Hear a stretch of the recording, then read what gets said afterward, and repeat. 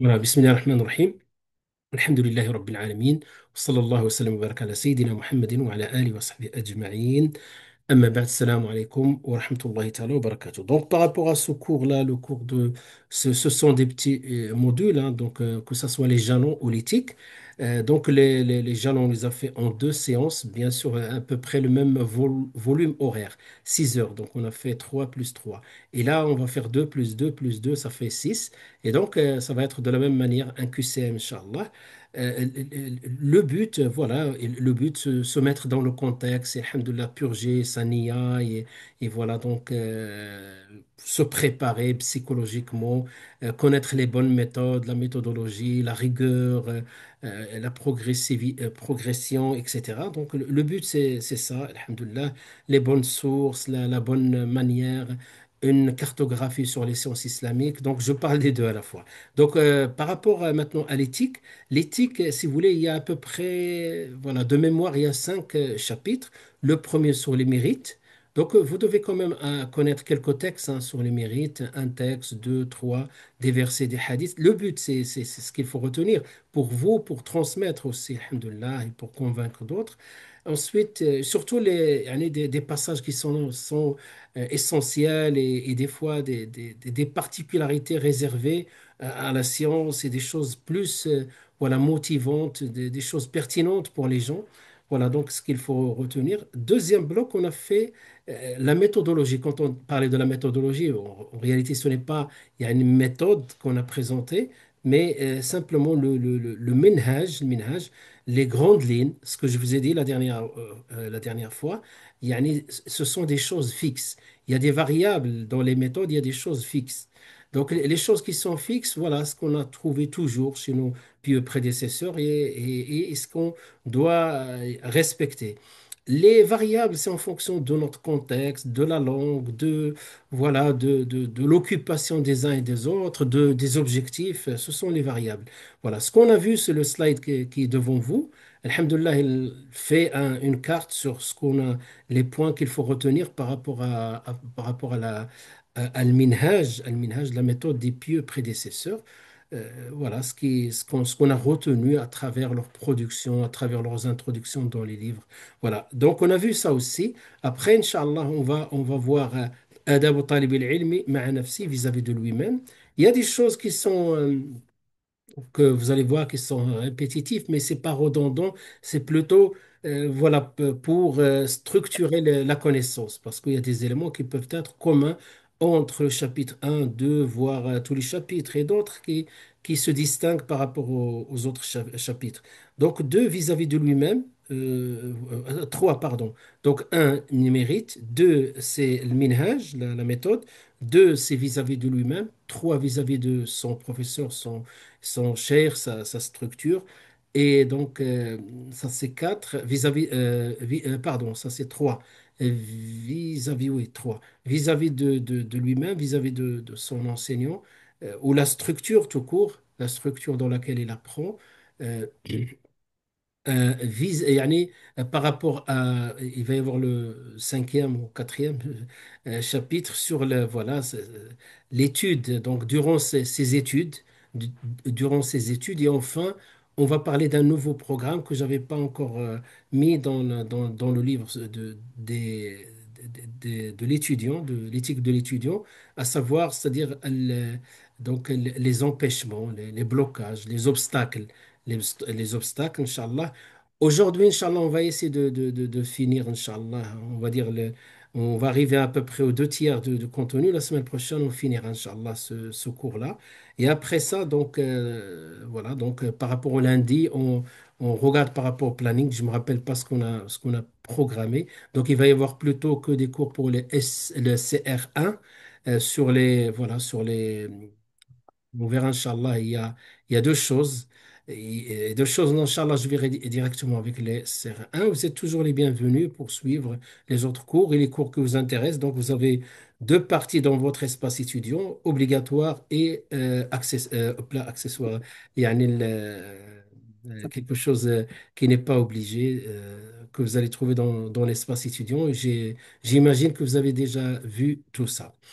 Donc, ce qu'on a retenu par rapport à al-Minhaj de Salaf al-Salih, la méthode des pieux prédécesseurs, qu'il y avait l'ikhlas ou niya. Ikhlas niya parce que voilà, c'est la racine de l'arbre, c'est aussi le carburant, la motivation. Voilà, donc ikhlas et aussi la certitude, ou plutôt l'assurance, plutôt, je dirais, pardon, l'assurance de la continuité. L'ikhlas implique la continuité, bien sûr, si on l'associe à d'autres vertus. La tadarruj, donc ça c'est important, on va le trouver, même tadarruj, c'est pour la bonne compréhension. Ou al-fahm al-sahih. Donc il cherchait tadarruj ou al-fahm al-sahih, la bonne compréhension. Et on a évoqué le point de l'authentification de la science et son implantation. C'est-à-dire, vous voyez donc pourquoi on a choisi ce titre de cette manière-là, parce qu'il se ressemble en arabe. At-tathabbut ou at-tathbit. Tathabbut, c'est vérifier, authentifier, voilà, étudier. At-tathabbut pour, voilà, pour être sûr de la source.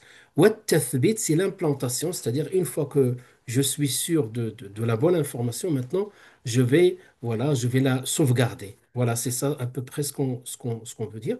Et donc, les moyens de l'authentification et les moyens de l'implantation. Donc, deux choses. On a vu le choix de la structure, les vérifications de l'authenticité. Inch'Allah, par la suite, je vais, Inch'Allah, si vous connaissez l'arabe, il y a beaucoup de références. Vous pouvez vérifier un certain nombre de choses, notamment les hadiths. Vous avez le portail, voilà, donc énormément, pratiquement tous les livres de référence en arabe que vous pouvez aussi faire des recherches et vérifier. Il y a même Shamila, une application où, par rapport à son importance et le contenu, hein, il dépasse 13 gigas si vous voulez l'installer chez vous, mais il est connecté. Voilà, donc ça, on peut vérifier. Par exemple, je trouve dans un livre des propos d'un savant. Ben, il faut, mais c'est pas, je vais pas y aller les prendre comme ça, sans vérification. Couper les micros, barakallahu fikoum. Donc, je vérifie. Donc, vous avez des références où vous pouvez vérifier. Donc, c'est pour cela qu'on parle yani, les moyens de l'authentification. Ensuite, les moyens de l'implantation. Quand je comprends quelque chose, je mémorise, je comprends et je mémorise. Donc là, c'est quelque chose qui est gravé, à condition que je révise. Ensuite, vous avez ce qui nous aide à l'implantation, c'est la mise en pratique. Donc, notamment l'apprentissage de Coran, et je fais des salats avec ce que j'ai appris, je répète jusqu'à ce que il devienne, alhamdoulilah, des sourates dont la récitation est fluide. La révision avec l'enseignant et entre élèves. Donc, vous pouvez même dans le groupe faire des échanges. C'est fait pour vous poser des questions entre vous. Si vous avez besoin, alhamdoulilah, je peux intervenir. Pourquoi pas faire une séance de révision? Pourquoi pas? Donc, je ne ferme pas cette porte. Ça, c'est, voilà, par rapport à la question de tout à l'heure, je ferme la parenthèse. Et ça va, l'endurance et l'endurance et euh, comment il s'appelle? L'endurance, la persévérance. Voilà, la persévérance. Voilà, parce que des fois, quand on apprend une formule, il faut la répéter énormément de fois pour voilà, pour l'apprendre par cœur. Donc, c'est pour cela il faut être patient. Il ne suffit pas de lire une fois et dire j'ai une mauvaise mémoire. Non, il faut, alhamdoulilah, persévérer. Ensuite, donc, Umur yajibu ijtinabuha, on va trouver, Inch'Allah, tout un chapitre ce qu'il faut éviter. L'ulama, il l'appelait al-mahadhir, hein, donc les mises en garde. Mais quand je dis les mises en garde, pas de certains de nos frères et sœurs, hein, des fois sur les réseaux sociaux, je parle de mise en garde des savants, ce qu'ils ont évoqué, les choses qu'il faut éviter dans la vie de l'étudiant. Donc, voilà ce qu'on a vu la dernière fois. Maintenant, adab talib al-ilmi ma'a nafsi, donc vis-à-vis de lui-même. Vis-à-vis de lui-même, donc la quête du savoir débute par une réflexion intérieure, une véritable prise de conscience de son objectif. Il sait où il avance, pourquoi il fait les choses. Et quand on regarde de manière générale, hein, donc je me base, hein, donc là, la référence, ce qu'on appelle le azou. C'est un terme très, très, très, voilà, c'est un terme, on va dire, que emploient les savants. Le mot azou, c'est-à-dire, euh, comment dirais-je, attribuer les propos à son auteur. Voilà, l'azou, attribué. Par exemple, là, je vais faire le azou. Cette compilation vient pratiquement du livre de Cheikh Bakr ibn Abdillah, rahimahullah, de son livre Hilyatu Talib al-Ilm. C'est un livre précieux. C'est vrai, c'est un livre précieux, mais il y a des choses peut-être qui ne correspondent pas à notre contexte, mais c'est un livre très précieux par rapport à, voilà, aux choses qui sont fixes. Les choses qui sont variables, peut-être pour le contexte de son contexte, sont différentes par rapport à notre contexte, entre parenthèses. Donc, dans son livre, il a parlé trois choses qu'il faut retenir. Donc, souvenez-vous, quand je fais ce schéma-là, on peut répéter ça sous forme de texte littéraire, hein. On peut, comme ça, on fait le sard. Donc, on va passer page après page. Mais quand on fait des points comme ça, on met des couleurs, voilà, pour identifier la structure. Et donc, une fois que tu penses que l'éthique de l'étudiant en sciences religieuses vis-à-vis de lui-même, pense à trois axes, hein, que j'attribue à Cheikh Bakr ibn Abdillah, rahimahullah. Donc, l'éthique intérieure, extérieure, ce qui est le comportement, et ce qu'il faut éviter. Voilà. Donc, on peut dire autre chose, hein. Ce sont des ijtihads, ce sont des compilations en fonction d'une étude inductive, c'est-à-dire l'istiqra, de prendre de là et de là, de le Coran, de la Sunna avant tout, et des paroles des savants, du comportement, de l'expérience, et sortir avec un schéma et dire un 2 3. Voilà. Mais on peut, voilà. Donc, nous, quand on pose des questions, il faut répondre par rapport à ce qu'on a donné ici. Donc, intérieur, quelque chose, l'aspect extérieur, c'est le comportement et des choses à éviter. Donc, voilà, un point qui va revenir tout le temps, parce que c'est la colonne vertébrale du musulman, yani au niveau de la spiritualité, au niveau de l'orientation, à savoir la purification du cœur. Pourquoi? Quel est le lien ici? Tout simplement, le lien direct, c'est que le cœur, ce que j'ai mis en bleu, al-qalbu wi'a'ul ilm. Donc le cœur est le réceptacle de la science. Tu imagines ton cœur, c'est comme un récipient qui va recevoir du lait. Et donc c'est le récipient n'est pas lavé, donc le lait il va être souillé. Donc يتنجس إذا كان في القلب نجاسة. ما هي النجاسة? Quelles sont les souillures? الحسد, الحقد, الكبر, حب الجاه, etc. Donc, qu'est-ce qu'il peut y avoir comme souillure? La jalousie. On a vu ça dans la spiritualité hier, ceux qui étaient qui ont suivi, parce qu'on a parlé pratiquement plus de la spiritualité la première séance de la matinée. Et donc, maintenant, quand je parle de la purification du cœur, parce que j'imagine le cœur, c'est un réceptacle, récipient. D'ailleurs, Allah subhanahu wa ta'ala, quand il parle de le Coran, et Ra'sul ilm, donc on va dire le summum de l'ilm, ou plutôt même la base de l'ilm, c'est le livre d'Allah. Allah, il dit, Bel huwa ayatun fi suduri alladhina utul ilm. Mais ce sont plutôt des versets évidents, gardés, dans la poitrine de ceux à qui le savoir a été donné. Donc, ou dans leur poitrine. Donc, ces poitrines-là, ils vont recevoir la lumière, il faut qu'ils soient purs. Et donc, la pureté, c'est comment? C'est ikhlasu an-niyya. أن يكون العمل خالصا لوجه الله. Vous imaginez quand vous donnez à manger, on imagine il y a des associations qui font des activités auprès des démunis, des fois certains pour se faire connaître, des fois chacun il a ses objectifs. Mais Allah subhanahu wa ta'ala, cette action-là, quand il rend hommage à ceux qui donnent cette action pour Allah subhanahu wa ta'ala, qu'est-ce qu'il dit? إنما نطعمكم لوجه الله لا نريد منكم جزاء ولا شكورا. Les deux choses qu'on attend d'une action, ou bien l'une des deux. C'est quoi? Donc, yani ça, on parle de quelque chose de nourrir les gens, un acte ponctuel. Et donc, on dit, on vous donne à manger pour la face divine, pour plaire à Allah. La nuridukum jaza'an, ni récompense, wala shukura, ni reconnaissance. Et donc, tu imagines ça, si ça est valable pour le fait de servir à manger et pour offrir à manger, que peut-on dire par rapport à l'ilm? Donc, l'ilm est plus noble, donc il est plus à même à être yani, servi et à être partagé, à être même acquis pour la face d'Allah subhanahu wa ta'ala. Voilà donc, et pour que ce soit pour la face d'Allah, il faut que maintenant le réceptacle, le récipient soit pur, propre, rempli de, voilà, rempli voilà, des choses qu'on va évoquer. Voilà, je fais la transition. Donc, comment il est propre? Ah ben, parce qu'il est, alhamdoulilah, propre. Il est embelli par quoi? Par le qana'a, le contentement.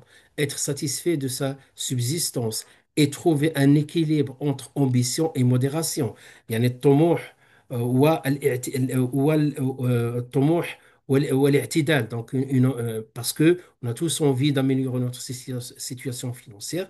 L'islam n'est pas contre, et vous avez vu même ça dans, je pense quand vous avez étudié la charia, que au contraire, il pousse le musulman à, voilà, à être plus fort dans tous les aspects, y compris financièrement. Mais il faut avoir un équilibre et des fois, on ne peut pas forcer le destin. De toute façon, on n'arrivera pas, mais on se contente. Al-qana'a wal-rida. Ben, quand je suis dans le qana'a, j'évite beaucoup de maladies telles que la jalousie, etc. Al-wara' wa taqwa, ce qu'on appelle la dévotion, la crainte, la piété, la dévotion. Donc, privilégier la piété, éviter même certaines choses licites par précaution. Et j'ai pensé au hadith qui est dans les 40 hadiths de l'imam An-Nawawi. Al-halal bayyin wal haram bayyin. Si vous, le hadith, si vous le connaissez, il est très célèbre. Et si vous voulez voir, il est long. Donc, il commence par al-halal bayyin wal haram bayyin. Donc, le halal, le licite est évident, l'illicite est évident. Wa baynahuma umurun mushtabihat. Entre les deux, il y a des choses mushtabihat, c'est-à-dire dans lesquelles il y a du doute. Et la suite, il dit donc là, laissez certaines choses, même les sites par précaution. فمن استبرأ لدينه وعرضه, voilà, donc le prophète sallallahu alayhi wa sallam, donc celui qui laisse tomber les shubuhat, ou bien le mutashabih, pas shubuhat, shubuhat c'est autre chose, mutashabih, ce qui est douteux, donc il, voilà, istabra'a, donc il a innocenté voilà, sa personne et sa religiosité. Donc, jusqu'à la fin du hadith, et d'où yani, par rapport à l'importance de ce hadith-là, qui parle de ce sujet-là, qui est la précaution, même dans le cas de licite. Et ben, à la fin, c'est là où il parle des cœurs. Ala inna fil jasadi mudghatun, dans le cœur, il y a un, pardon, dans le corps, afwan, dans le corps, il y a un, voilà, un morceau de chair, etc. Le hadith est connu, sinon vous pouvez vérifier. Parmi les choses, donc ce cœur-là est propre parce que rempli de qana'a, contentement, de l'wara, wa taqwa, dévotion et piété, méditation, at-tafakkur, et méditons même tous ensemble subhanallah, ce verset qui est de sourate Ali Imran. Allah subhanahu wa ta'ala dit الذين يتفكرون الذين يذكرون الله قياما وقعودا وعلى جنوبهم ويتفكرون في خلق السماوات والأرض ربنا ما خلقت هذا باطلا سبحانك فقنا عذاب النار. Vous voyez donc ce verset, et même le contexte de la révélation, comment le prophète sallallahu alayhi wa sallam, comment il a annoncé la nuit où il a reçu ce verset. C'est quelque chose de très, très important à souligner que une des grandes ibadas, c'est at-tafakkur, la méditation. Tu peux rester assis, tu peux être, voilà, rester assis ou debout, tu marches ou tu conduis ta voiture ou voilà, dans un jardin en train de regarder le paysage et ton cœur est rempli de méditation. Voilà, voilà, donc le cœur qui est sain, qui est propre et tu vois voilà, tu vois le temps, tu vois le passage du temps, tu vois d'autres qui sont éprouvés, tu remercies Allah subhanahu wa ta'ala qui t'a épargné de ces épreuves, etc. Tafakkur, il suffit d'ouvrir son cœur et voir les bienfaits d'Allah sur nous et la grandeur d'Allah. Il n'y a pas que ça, donc ça c'est sur nous, il y a aussi la grandeur d'Allah, la création, etc. Donc un cœur aussi qui est un réceptacle qui est propre, qui va recevoir la science et qui est sincère, il est humble. Donc, il ne peut pas être. Donc, la sincérité et le takabbur, ils vont pas ensemble. Par contre, la sincérité cohabite avec l'humilité, mais ils ne cohabitent pas avec, ne cohabitent pas avec le contraire qui est l'orgueil. Et regardez, subhanallah al-azim, le verset qui est dans, afwa, le hadith qui est dans Sahih Muslim, celui qui fait preuve d'humilité pour Allah, Allah l'élève. من ما تواضع أحد لله إلا رفعه أو كما قال صلى الله عليه وسلم. S'orner de la splendeur du savoir. Donc, tout ce que je viens de citer sont dans le livre Sheikh Bakr ibn Abdullah, rahimahullah, dans Hilyat Talib al-Ilm. Ce sont des savants, ils ont fait un parcours, un long parcours, et ils sont, mashallah, ils sont des hommes dignes, des hommes sincères. نحسبهم كذلك ولا نزكي على الله أحدا. Donc, il parle de tazayyun bi jabal al-ilm. Donc, quelqu'un, un étudiant, un homme ou une femme, qu'on les connaît par la science, donc, ils n'ont pas le droit à certaines futilités, ils n'ont pas le droit de certaines choses de bassesse, des petitesses. Donc, ils doivent garder un minimum voilà, de samt, ce qu'on a dit, on dit en arabe, samt, une manière de se comporter, de s'habiller, voilà. Et il dit aussi, فالعلم يزكي الباطن والظاهر معا. Donc, il dit, le savoir doit transformer à la fois l'intérieur et l'extérieur. Mais, subhanallah al-azim, faut pas s'inquiéter par rapport à l'extérieur, il faut travailler l'intérieur, et les choses, alhamdoulilah, vont se transformer naturellement, notre manière de parler, notre manière, voilà, même les préoccupations, etc. Les choses vont changer. L'adab ou l'ihtiram. Donc, l'adab ou l'ihtiram, politesse et respect des règles. Voilà, par exemple, j'ai donné un exemple pratique, amali, c'est demander de la permission avant d'entrer, saluer par exemple quelqu'un dans sa chambre ou en entreprise ou à l'institut, il est dans son bureau. On n'ouvre pas ça, alhamdoulilah, ce sont des choses de base parce que adab al-isti'dhan, nous, alhamdoulilah, on a appris ça. Adab, c'est-à-dire l'éthique de l'autorisation de demander la permission, on a appris ça dans le Coran très tôt, il y a plus de 14 siècles dans notre religion. Et alhamdoulilah, il faut garder ça. Il y a une manière aussi, donc là, la permission, adab al-isti'dan, hifdh al-asrar, respecter la confidentialité et les biens dans les lieux d'études, instituts, mosquées, etc. Et quand on parle de l'asrar, ça c'est très important. Des fois, on voit des dérives, euh, so- même venant des gens du savoir, qui doivent être, subhanallah, qui doivent être des gens dignes de confiance. Ils entendent des paroles, des fois, ils vont pas faire de filtre, ces paroles-là, ils vont les transmettre à d'autres personnes qui peuvent les choquer, qui peuvent même les attrister parce qu'ils concernent la personne en question, etc. Et donc, vous savez, la confidentialité, on n'a pas besoin de cocher quand on fait un signe, voilà, un contrat avant de valider, cocher, voilà, donc la politique de confidentialité, non, par défaut. Je rencontre quelqu'un, par exemple, je rencontre quelqu'un et c'est le cas, hein, subhanallah, le cas quand je vais visiter des détenus, donc ça m'arrive de le faire, et quand quelqu'un te raconte sa vie spontanément parce qu'il te considère quelqu'un digne de confiance, tu n'as pas besoin de l'option, il va te dire tu racontes pas ma vie à quelqu'un d'autre. Ça, c'est évident, il n'a même pas besoin de te le dire, toi, même les gens les plus proches de toi, et surtout les personnes qui connaissent cette personne-là, tu ne leur racontes pas la vie. Tu peux donner un exemple de manière générale, mais sans désigner la personne. Donc, on est dans une halaqa et des propos ont été dits. Bien sûr, dans la halaqa, il faut aussi qu'on soit digne. On ne va pas faire de la médisance au sein de la halaqa. Donc, la confidentialité s'impose par défaut. On l'appelle amanatul majlis. Donc, vous voyez, il est lourd quand on prend le terme en arabe amana, c'est-à-dire la amana, le dépôt, la amana de l'assise. Voilà, donc, حفظ الأسرار, القدوة الحسنة aussi, l'exemple en respectant les règles et en agissant avec responsabilité. Il faut que les choses aussi, quand on parle de l'exemple, pardon, et l'exemplarité, il faut que les choses soient naturelles. Il faut pas, il faut pas se forcer à faire des choses. Il faut travailler l'intérieur. Alhamdoulilah, on est des êtres humains. On peut avoir un comportement des fois qui est pas, qui n'est pas adapté. On peut se mettre des fois en colère et des choses comme ça. On est des êtres humains. Mais al-ghalib, anna al-muslim, il a un bon comportement. Il a tout ce qu'on a listé de l'intérieur qui reflète sur l'extérieur. Et avec ça, donc, euh, avec ça, astaghfirullah, mshali le fil, d'accord. Donc, il a un bon comportement. Oui, j'allais dire aussi, quand il se trompe, il revient vite. Il faut pas qu'il persévère. Il faut pas qu'il, comme qala sallallahu alayhi wa sallam, يعني بطل الحق, ne pas accepter la vérité. Parmi les choses aussi, maintenant, on voit tout le comportement extérieur. Donc, dans le comportement extérieur, donc voilà, donc les choses visibles. Il a parlé du temps. Et donc vous voyez pourquoi nous, on a réservé un livre par rapport au temps, hein, donc un modeste livre, une modeste contribution, parce que c'est très important, c'est notre capital, et en plus il est très limité. Et regardez, subhanallah, pourquoi j'ai choisi ce hadith-là.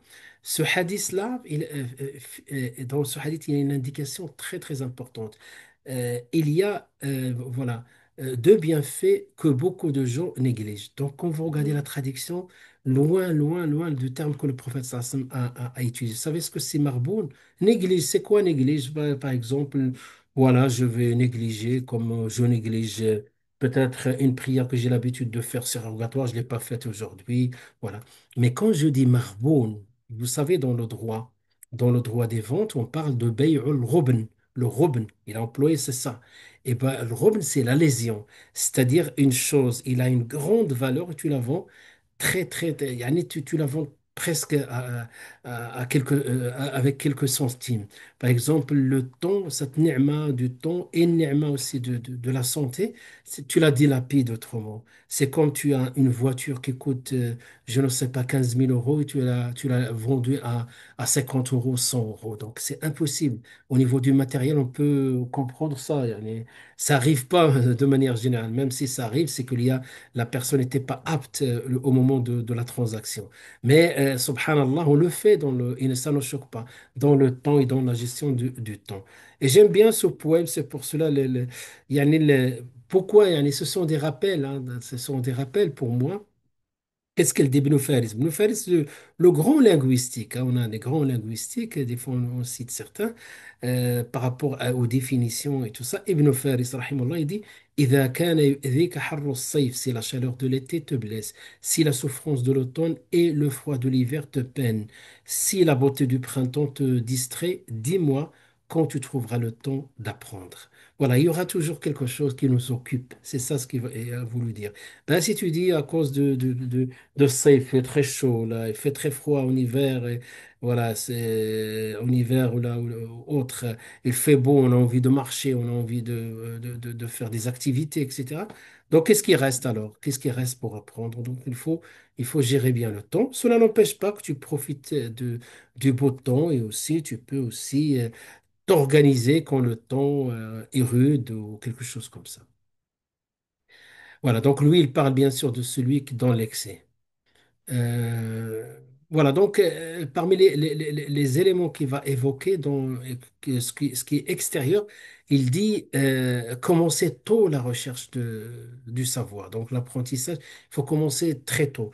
Donc peut-être nous, voilà, surtout vous, vous êtes une génération, alhamdoulilah, hein, on va dire assez privilégié par rapport à d'autres générations sur certaines choses, pas sur tout. Ben, sur certaines choses, c'est que, alhamdoulilah, vous avez trouvé des instituts, vous avez trouvé, et alhamdoulilah, vous avez trouvé un environnement propice à l'apprentissage. Mais il y a des gens qui ont compris ça qu'à l'âge de 40 ans, 50 ans, 60 ans. Et bien sûr, est-ce qu'on peut leur reprocher quelque chose? Allahu alam, Dieu seul qui juge. Mais de manière générale, on ne peut pas leur reprocher ça parce qu'ils n'avaient pas le même environnement. Il n'y avait pas cette culture de se former, d'apprendre sa religion de manière académique. C'est pour cela, alhamdoulilah, ce qu'on n'a pas pu faire, par exemple, une génération, quand je dis vous êtes une génération, alhamdoulilah, assez privilégiée, mais Inch'Allah, on espère que les générations futures, ce qu'on leur propose, c'est ce qu'on essaie de faire, alhamdoulilah, dans nos structures, voilà, très tôt, المبادرة إلى طلب العلم مبكرا, commencer tôt la recherche du savoir. Et donc, subhanallah, dernièrement, alhamdoulilah, dans la mosquée, pas l'institut, dans la mosquée où je suis imam, euh, il y avait quelqu'un qui m'a appelé un fidèle, il m'a dit, mon fils, il a 17 ans, il n'a pas envie, donc, moi peut-être 15, 16, 17 ans, donc dans cette tranche, il n'a pas envie d'apprendre, il n'a pas envie d'aller à l'école, etc. Et, je parle de l'école pour apprendre la langue arabe, pour apprendre Tarbiya al-Islami, l'éducation islamique et le Coran. Ben, je l'ai attrapé, je lui ai dit, écoute, tu sais, nous, à l'institut, pas ici à la mosquée, On a des gens qui ont 40 ans et qui viennent pour commencer à apprendre l'alphabétisation, pour apprendre à lire alif, ba, ta. Tu vois? Alors que toi, tu as cette chance-là. Tu as 15 16 ans, alhamdoulilah, tu es encore jeune. Et si tu apprends aujourd'hui, alhamdoulilah, plus tard, tu vas nous remercier et surtout remercier ton père et être reconnaissant envers lui. Mais si tu commences pas à apprendre aujourd'hui, à l'âge de 40 ans, tu vas dire, c'est dommage que je n'ai pas écouté voilà, les personnes d'un certain âge à l'époque. Parce qu'à un moment donné, voilà, tu as envie, comme tout le monde, d'apprendre à lire, d'apprendre le Coran, d'apprendre ta religion. Donc plus on apprend tôt, et les jeunes, quand ils sont, quand on parle de l'apprentissage précoce, en général, les jeunes qui sont concernés, ils n'ont pas la maturité. Il faut qu'on sache leur présenter les structures de manière, alhamdoulilah, attractive, entre parenthèses. التحلي بالمروءة المروءة c'est quelque chose c'est un terme qu'on trouve pas oui j'ai plus de 40 ans et je me sens visé non pas du tout wallahi pas du tout alhamdoulilah on a tous regretté des choses wallahi là on a tous regretté des choses pas du tout pas du tout je connais pas vos âges je suis pas même jamais je viserai quelqu'un alhamdoulilah vous êtes mes frères mes sœurs je vous aime mon Dieu non non jamais je vise quelqu'un là quand je dis ça c'est-à-dire Alhamdulillah, qu'on a commencé on a commencé à apprendre, quel que soit l'âge, hein, quel que soit, on était même, nous, notre génération, il n'y avait même pas cette culture. La plupart n'ont pas commencé. Oui, oui, Alhamdulillah, merci à vous et à l'Institut. Alhamdulillah, Alhamdulillah. Donc, même nous, on regrette beaucoup de choses. Même, des fois, on a commencé un cursus, on l'a fini, on dit on aurait, voilà, on n'avait personne pour nous conseiller. Et maintenant que j'avais un certain âge, je trouve que j'ai perdu mon temps par rapport à tel ou tel. Même, voilà, même on a appris, mais on n'était pas sur on n'avait pas le bon choix. Il n'y a pas que ça. Attention, quand je dis 40 ans, je vise personne. Oui, oui, alhamdulillah, alhamdulillah, peu importe, hein, donc peu importe l'apprentissage. Au contraire, hein, c'est une grande qualité quand quelqu'un, alhamdulillah, parce que, voilà, si vous voulez que je vous raconte les histoires, il y a une culture aussi.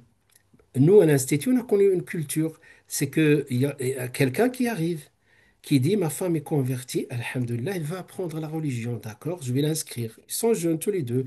Allez, trentaine d'années, bismillah. Et toi? Non, non, moi, c'est bon, j'ai grandi au bled.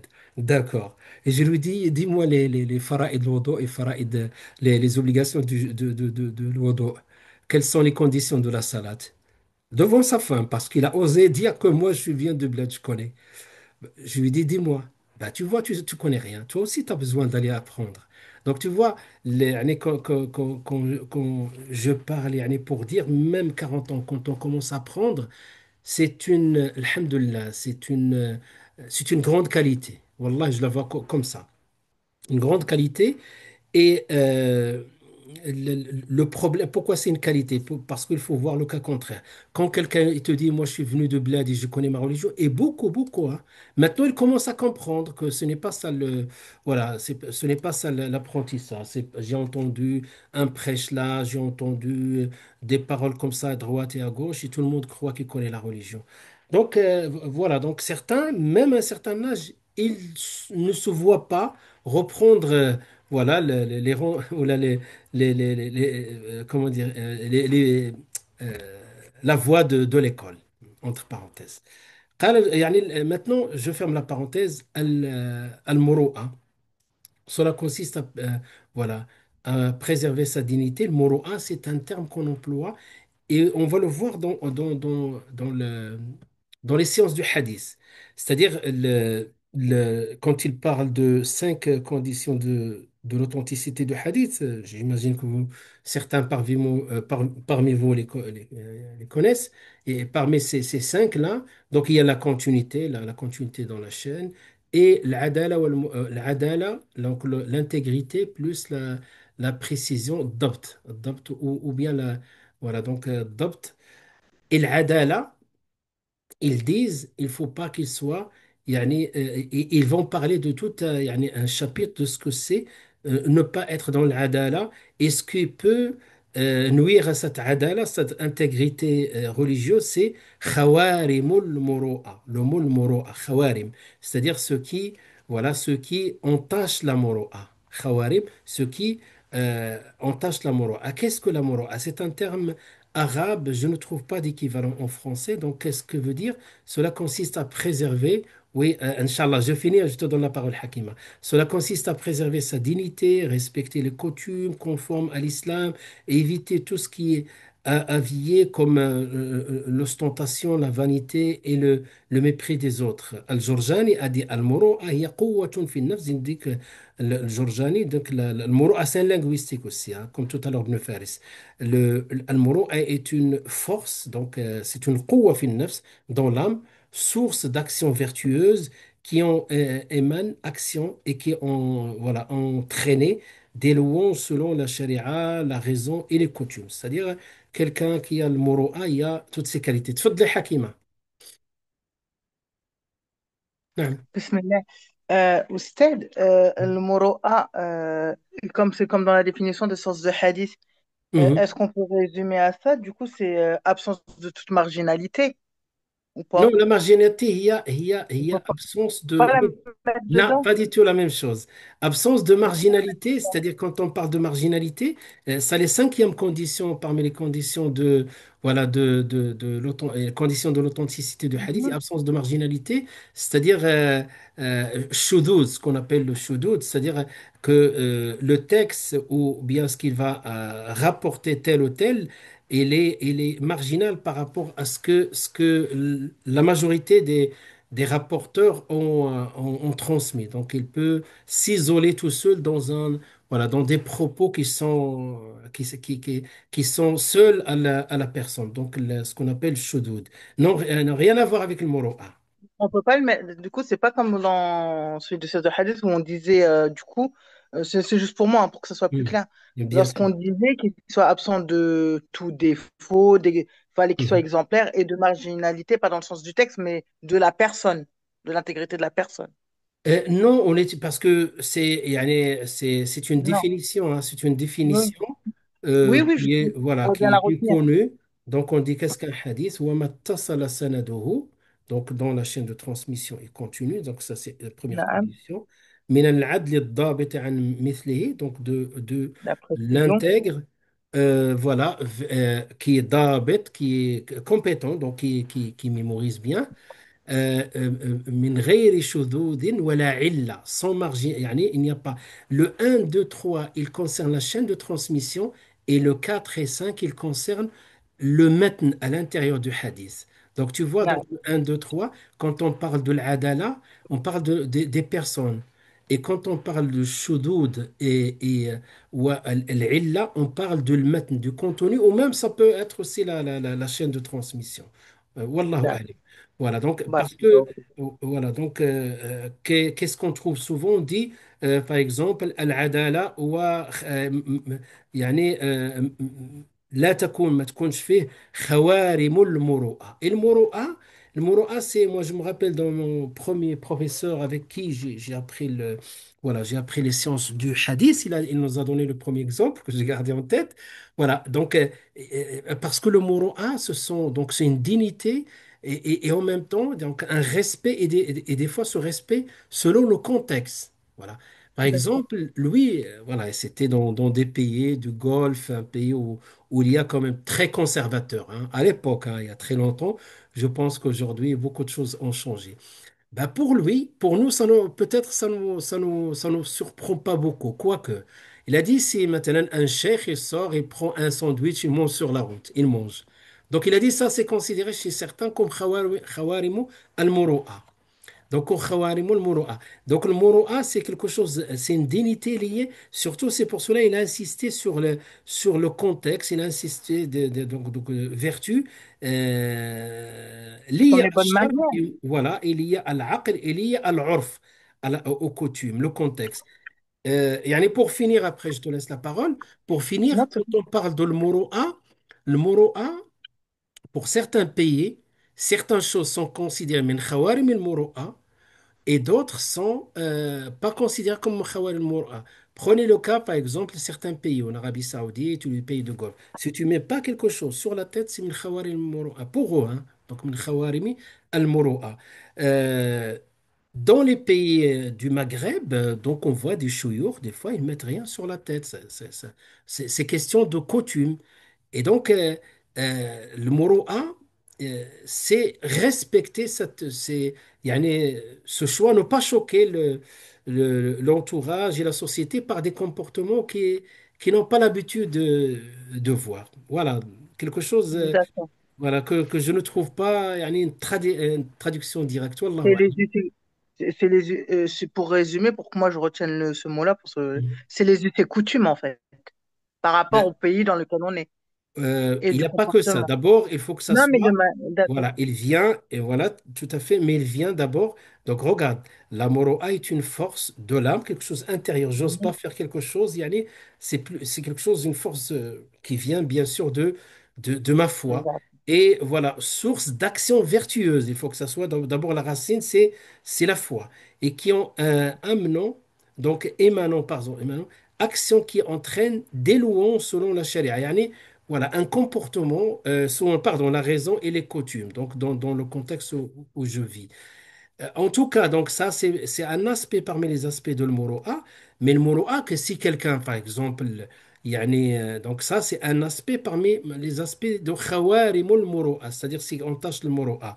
Par exemple, quelqu'un qui ment, hein, qui ment, ça, c'est min khawarimil moro'a. Donc, il entache directement le moro'a. Et qu'est-ce qu'on dit? On dit saqatat adalatuhu, le terme qui emploie le ulama, saqatat adalatuhu, c'est-à-dire il n'est pas digne de confiance, ça veut dire que son témoignage n'est pas accepté. Et quand il transmet un hadith, le hadith est considéré automatiquement daif. Surtout s'il ment, on va dire très daif. Daif jiddan. نعم والله أعلى وأعلم. Voilà, donc, Allah يبارك فيك. الله يبارك فيك.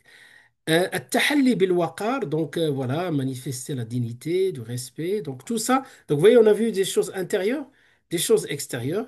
اختيار الصحبة الصالحة, donc vous savez, alhamdoulilah, voilà, donc assez de connaissances par rapport à ça. Et voilà, j'ai choisi ce verset-là, Ya ayyuhalladhina amanu, qui est très, yani, très direct. Craignez Allah et soyez avec les véridiques. Donc ne soyez pas avec ceux qui ne sont pas véridiques et ceux qui ont يعني والعياذ بالله des défauts graves. التزهد والاعتدال, donc préserver la sobriété, rester sobre. Plutôt parce que quand je dis tazahud, c'est très lourd. Hein? والاعتدال, le juste milieu. Voilà, je pense le mot le plus proche, la sobriété, éviter l'excès. Donc l'excès dans le luxe, dans le confort, ce n'est pas interdit. Hein? Tout ce qui est halal, on peut pas. Mais quand on commence, quand on tombe dans l'excès, on tombe dans voilà, on tombe dans quelque chose de déconseillé. Car la simplicité fait partie voilà, de la voie des croyants. Donc, tasahhud, l'i'tidal, la sobriété, et Allah, même ce juste milieu, Allah il le cite parmi les qualités de Ibadur Rahman. والذين إذا أنفقوا لم يسرفوا ولم يقتروا وكان بين ذلك قواما. Et lorsqu'ils dépensent, ils sont ni prodigues ni avares. Ils sont dans le juste milieu. Donc, tu vois, donc, dans tout, Alhamdulillah, c'est la religion du juste milieu, ce caractère médiane.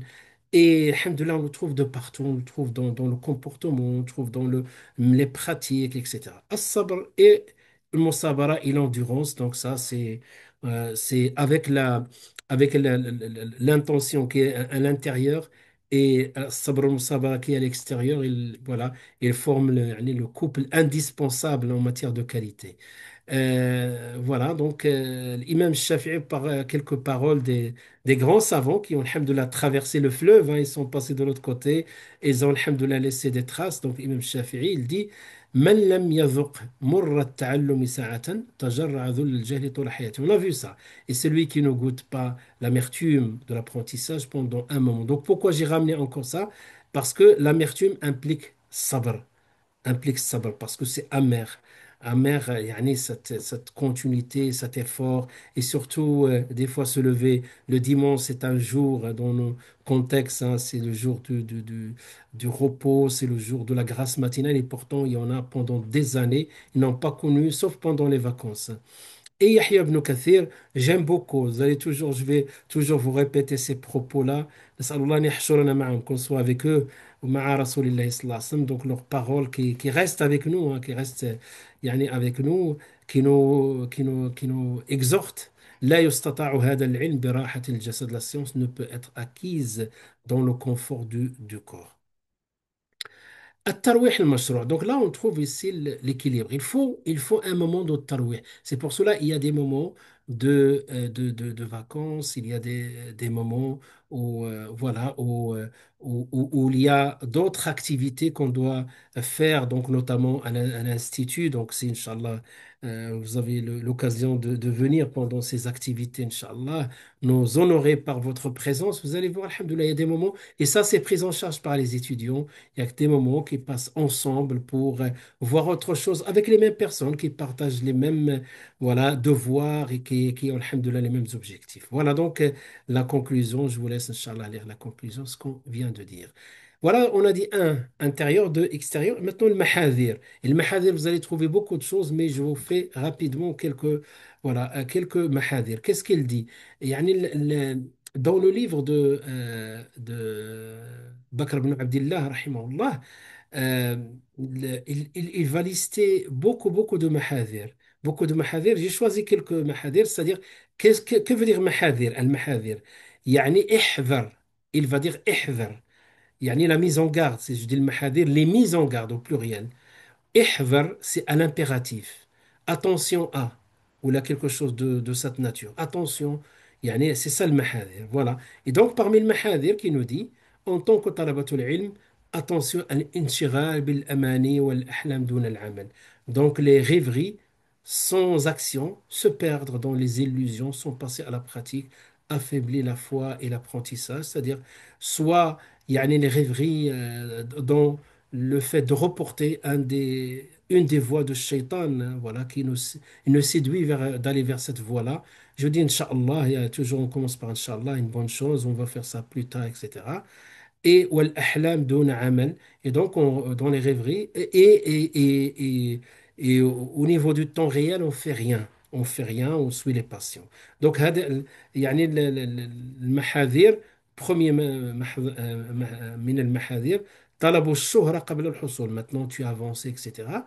Et ça aussi, alhamdoulilah, briefent, si vous voulez, leurs étudiants. Ils leur disent attention, attention, ne cherchez pas. Ils le disent, j'ai marqué en arabe pour ne pas oublier tout à l'heure. التصدر قبل التأهل. Certains ils disent chercher la reconnaissance avant voilà, d'acquérir les connaissances. On a vu ça. Wallah, on a vu ça, subhanallah. Il y a des étudiants qui ont fait une année. Et aller par rapport au cursus, pour nous, à peine ils ont compris des petites choses. Et tout de suite, ils commencent à faire profiter un peu des réseaux sociaux et vendre des petites formations aller sur les obligations de salat, sur le wudu, sur des choses. Subhanallah, al-azim. Au-delà de l'aspect, est-ce que oui, c'était payant et chercher voilà telle formule parce qu'ils ont l'art de communiquer. Mais attention, de quel droit tu commences à faire tasaddur qabla at-ta'ahhul et surtout, tu n'as pas choisi un domaine facile, tu choisis le fiqh. Choisis le fiqh. Le fiqh, c'est très large. Il faut maîtriser, connaître les fondements, il faut connaître aussi les avis juridiques, il faut connaître le contexte, ce qu'il faut présenter, ce qu'il ne faut pas présenter. Si tu tombes sur un avis, par exemple, dans le cours, tu vas lister des choses dans lesquelles il y a divergence quant à leur caractère souillé ou pas, et toi, tu fais un choix de quel droit? Et tu n'as pas la connaissance de leur expliquer des choses comme ça. Ça, c'est d'une part, ça, c'est un exemple qu'on a vu, on était surpris lorsqu'on a vu. Mais Wallah, on ne donne pas beaucoup d'importance par rapport à ça.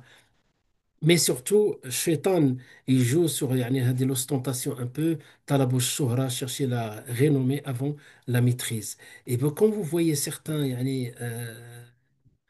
chaînes YouTube ou d'autres manabir, vous voyez donc certains des fois qui ont toujours quelque chose à dire dans tous les sujets, hein, quel que soit le sujet. Moi, je pense, wallahu alam, wallahi, plus on pousse, on va voir, Inch'Allah, quelque chose, on dit, احذر أن تكون ذا شبر, hein, ذا شبر, on va le voir, Inch'Allah. Ben, plus on apprend, plus on réalise à quel point on est ignorant, on est vulnérable et qu'il faut faire très attention et ne pas t'exposer, surtout pour commencer à apprendre. Wallah, on a peur, on vérifie tout le temps, on revient, on dit non, peut-être je me suis trompé, il faut vérifier. Alors que, voilà, donc, Shaitan, certains ils n'ont même pas fini un seul cursus. un seul cursus. Parce que quand je dis un seul, pour moi, il faut faire ouais, beaucoup d'années. Peut-être je commence le premier et après je regarde ce qui est compatible par rapport à la suite. Yani pour alhamdoulilah, l'ilm, il s'installe bien donc avec le temps et on arrive à la maturité. Voilà, donc même pas un seul cursus. Il a fait une année ou la 2 années, il crée sa chaîne, il commence à...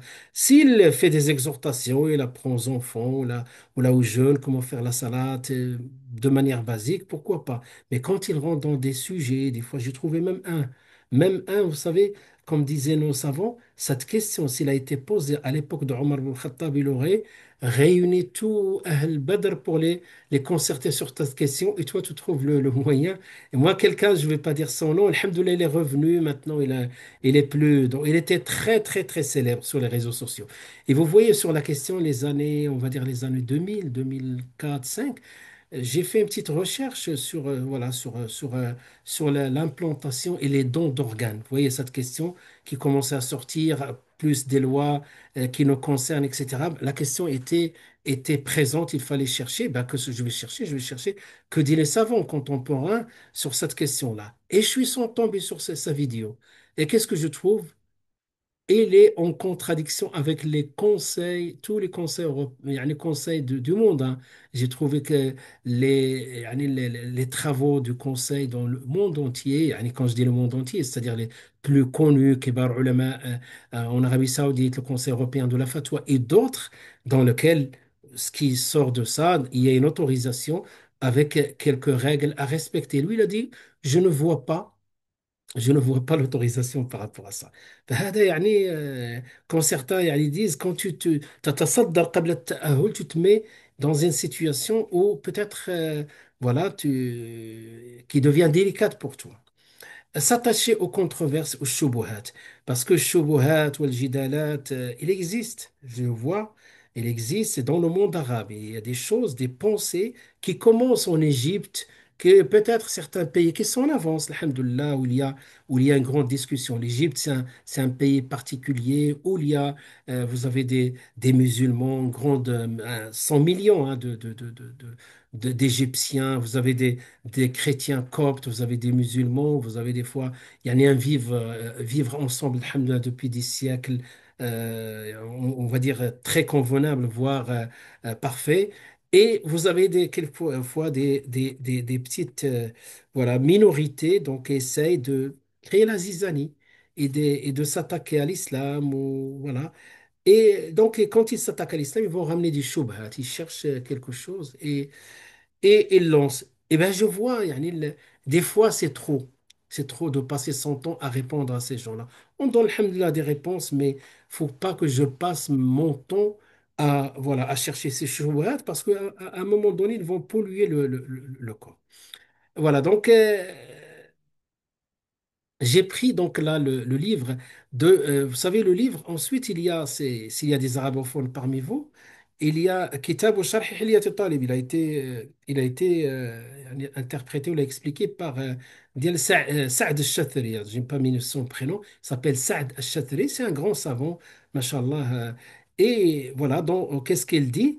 Donc, il explique, il dit le rêve éveillé, donc ce qu'on appelait hilm ou hulm, donc quelqu'un qui rêve debout, hein, donc ce qu'on appelle hilmul yaqada, le rêve éveillé, c'est-à-dire iyaka wa hilmul yaqada, il dit ça c'est dans les mahadir, parce que je parle toujours des mahadir, ومنه أن تدعي العلم لما لم تعلم أو إتقان ما لم تتقن فإن فعلت فهو حجاب كثيف عن العلم. Il dit garde-toi voilà comme ça les phrases, garde-toi ou la attention à, garde-toi du rêve éveillé, c'est par exemple de prétendre savoir ce que tu ne sais pas, tu n'as pas appris, ou revendiquer la maîtrise de ce que tu ne maîtrises pas. Si tu le fais, yani, sache, je dis ma phrase à moi, sache qu'il y a un voile hein, qui couvre ton cœur. والعياذ بالله. وقوله donc quand il a dit حلم اليقظة il explique بأن يتمنى على الله الأمان ولم يفعل الأسباب. Donc حلم اليقظة aussi le rêve éveillé c'est voilà souhaiter des choses sans faire يعني sans mettre en place les causes et les asbab. Voilà ce qui veut dire de حلم اليقظة. Le hulm c'est le rêve. Encore, donc, vous voyez le nombre. Moi, j'ai fait que quelques-uns. Donc là, j'ai pris 54. Il y a 55. احذر أن تكون هذه que je voulais quand même porter. Je ne sais pas. Oui. Je me rappelle pas s'il est dans le livre. Je me rappelle pas. Ça fait un moment. Donc, il me semble, parce qu'il me tient beaucoup à cœur ce passage, il dit احذر أن تكون أبا شبر. أبا شبر. C'est quoi Abba Shibr? Shibr, c'est ça, les hampons. Donc le hampon, donc Shibr. Et les Arabes, quand ils parlent de Shibr, ils parlent de yani, périmètre, quelque chose comme ça, pour parler d'un espace. Hein. Donc il dit, احذر أن تكون celui, يعني, voilà, que celui, l'homme des hampons, là, يعني, le Shibr واحد. Voilà, donc la traduction. Je comprends, j'ai voulu. D'accord. Mhm. Barakallahu fikum. Et il dit العلم ثلاثة أشبار. C'est comme tu dis trois en pont, trois الشبر الأول الثاني والثالث ou bien trois espaces hein, donc, qui sont imbriqués. Donc le premier, le deuxième et le troisième. Celui qui atteint le premier en pont devient orgueilleux. Il a appris quelques versets, il a appris quelques hadiths, oui, ouais. Il a appris quelques hadiths, etc. Et voilà, il commence à juger les gens ne connaissent rien, les gens n'appliquent pas la sunna, etc. Attention, il dit tu sois de cette catégorie. ومن دخل في الثاني, rentre dans le deuxième shibr, il devient humble. Là, un peu plus de maturité, il apprend, il voit que ce n'est pas si simple que ça. Ce n'est pas si simple que ça, c'est complexe et harmonieux. Et peut-être je n'ai pas encore toute l'image, toute l'image de, voilà, de cette question. Donc, vous voyez, sur une seule question, un talib al-ilm qui va préparer un doctorat, il va passer sur cette question, uniquement cette question, il va faire un doctorat et sur cette question-là, il va passer 3 ans, rien que. Que peut-on dire yani, de quelqu'un qui a 1 an, là, 2 ans? D'apprentissage ou la même plus. Donc, et là, celui qui fait doctorat, c'est qu'il a, yani, qu'il a la licence, et ensuite il a en tout cas bac+5 avant de faire le doctorat. Donc, il a tout ça. Après, sur une question où il veut se spécialiser, donc, prend des années. Donc, d'un chibre, donc le premier, l'orgueil, l'humilité commence. Et lorsque la personne a atteint le niveau de ulama, les vrais ulama, comme répétait souvent l'imam Malik, la adri. Donc, réalise qu'il ne sait rien. Yani, attention, quand il ne sait rien, ça ne veut pas dire qu'il est revenu au point de départ, qu'il est devenu ignorant. Non. Comme j'ai dit, l'exemple que je donne souvent, par exemple, quand tu prends l'imam Malik ou autre, ou là, tu prends l'imam Ahmed ibn Hanbal, quand tu lui poses une question, il te dit je ne sais pas, c'est tout simplement sur la question. Et là, par exemple, déjà, pour commencer à filtrer les hadiths en question, il a je ne sais pas combien de chaînes de transmission, peut-être 30 dans sa tête, et il n'a pas encore pris le temps pour analyser et privilégier et authentifier la chaîne de transmission ou pas, et arriver à un hadith sahih. Ensuite, il y a un autre hadith peut-être où la question relève de ce qu'on appelle mukhtalaf al-hadith. Vous voyez, contradiction. Il n'a pas encore le temps de voir peut-être ce qu'ils disent d'autres savants, d'analyser les indications linguistiques, tout un ensemble. Quand il dit je ne sais pas, ça ne veut pas dire qu'il ne sait rien. Et donc, c'est pour cela. Et quand on regarde pour une question, on a besoin de tout ça. Que peut-on dire de l'ensemble de l'ilm? C'est pour cela il reste plus que humble, hein, donc il s'auto-accuse. Voilà, وهذا الحمد لله يعني الإنسان كل ما إذا هذا التواضع son savant mais الحمد لله l'humilité ce n'est pas يعني تصنع ce n'est pas faire semblant تصنع c'est faire semblant يعني التواضع c'est quelque chose qui coule dans les veines.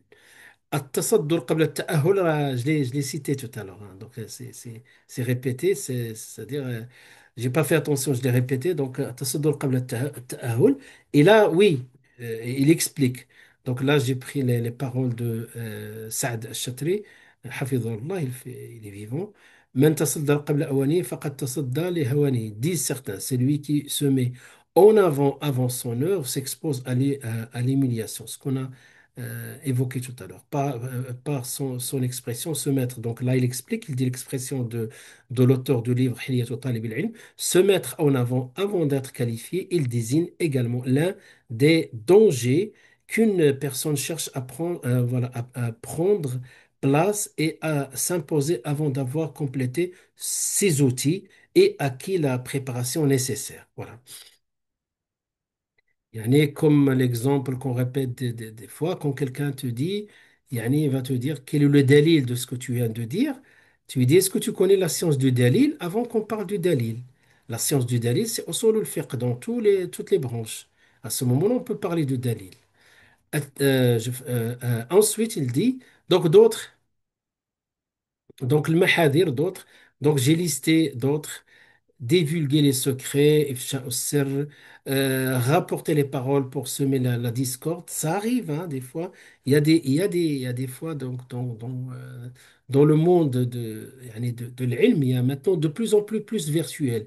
Tu vois un qui transmet l'autre ce qu'il a dit sur toi ou la kada, et ça crée, wal'iyadu billah, c'est plus talib l'ilm, c'est plus talabatul ilm. Je ne sais pas de quoi les qualifier quand tu dis il a dit sur toi ou là. Au contraire, alhamdoulilah, faut rester alhamdoulilah, dans la discrétion. Même il fait une erreur, on peut lui donner un conseil en privé. Lui dire quand même, yani, cette personne que tu as accusée, sans preuve, etc. Donc on a toujours possibilité voilà, de donner un conseil, même à nos chouïrs. Être dur ou grossier, la plaisanterie de façon excessive. Donc il y en a qui, quand il arrive dans des assises, parce que, alhamdoulilah, on a plusieurs catégories de groupes, hein, de groupes, et des fois, il y en a qui prennent ces moments, ces assises-là, comme un moment de distraction. Ils ne se concentrent pas, mais une fois que tu vas dire quelque chose qui est un peu marrant, ou là, quelque chose, ça leur fait rire, ils ont envie de... Voilà, non, on peut de temps en temps sortir voilà, des choses voilà, pour se décontracter, mais ça ne veut pas dire que c'est une séance de plaisanterie. Ou même en dehors de ça, pas son temps à chercher les blagues et tout ça, ça fait pas partie allez, de l'éthique d'un étudiant. Nourrir al-haqd wal-ghil, nourrir rancune ou jalousie, avoir des mauvaises pensées envers autrui, c'est-à-dire su'u dhann bil akharin. On va le voir ça aussi plus loin. Su'u dhann, c'est quoi su'u dhann? Yani su'u dhann, c'est quand quelqu'un, tu as vu une indication, yani qui indique peut-être quelque chose de positif, comme ça peut être quelque chose de négatif. Donc, tu n'as pas la certitude. Eh bien, sur Ovan, c'est toujours, tu prends que le côté négatif. Donc, s'il ne m'a pas dit salam alaikum, il se peut que le pauvre n'a pas eu toute sa concentration aujourd'hui. Il a pris une mauvaise nouvelle, il t'a vu, il n'a même pas fait attention, il t'a pas dit salam alaikum. Donc, tu peux imaginer, il ne m'a pas dit salam alaikum parce qu'il ne m'a pas vu. Scénario un, scénario 2, il ne m'a pas dit salam alaikum parce que, voilà, il cherche à m'éviter. Scénario 1 et 2. Si j'utilise que deux, contradictoire. Eh ben, c'est quoi? Il y a ce dhann, c'est de dire, ah ben, il n'a pas voulu me dire salam alaikum. Moi aussi, la prochaine fois, je ne dirai pas salam alaikum. Ça, c'est ce dhann. Alors que l'islam nous appelle à husn dhann. لولا إذ سمعتموه ظن المؤمنون المؤمنات بأنفسهم خيرا. هذا هو حسن الظن, c'est-à-dire penser positivement, penser du bien.